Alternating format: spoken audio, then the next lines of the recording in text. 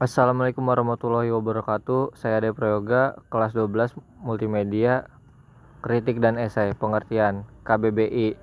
Kritik adalah kecaman atau tanggapan, kadang-kadang disertai uraian dan pertimbangan baik buruk terhadap suatu hasil karya, pendapat, dan sebagainya. Depadika Budi 1997-531. Esai ialah karangan prosa yang membahas suatu masalah secara subtilitas lalu dan sudut pandang pribadi penulis. Depadika 1997-270. Perbedaan analisis suatu karya sastra untuk mengamati ataupun menilai secara objektif suatu karya sastra. Karangan singkat yang isinya hanya membahas suatu masalah berdasarkan sudut pandang pribadi penulisnya. Struktur adalah istilah yang merupakan pada suatu yang disusun dengan pola tertentu. Struktur adalah istilah yang merujuk pada bagian suatu yang disusun. Kaidah kebahasan. Kaidah atau aturan-aturan yang digunakan dalam membentuk kata kalimat sebagai ciri ataupun pembeda dengan jenis teks lainnya. Prinsip menyusun kritik dan esai.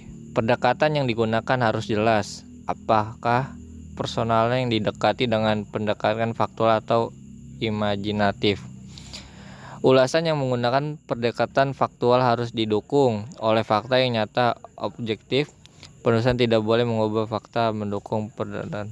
Contoh kritik.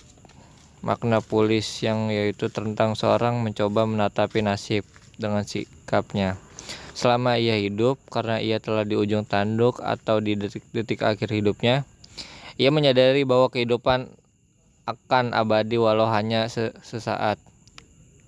Semua yang ia lakukan tidak akan terulang lagi. Mencoba menyesal apa yang telah dia lakukan selama ia hidup. Ia mencoba merubah semua sikap buruknya, namun waktunya hampir habis, sehingga ia mencoba melakukan yang terbaik sebelum kematian yang tiba, walau hanya sebentar.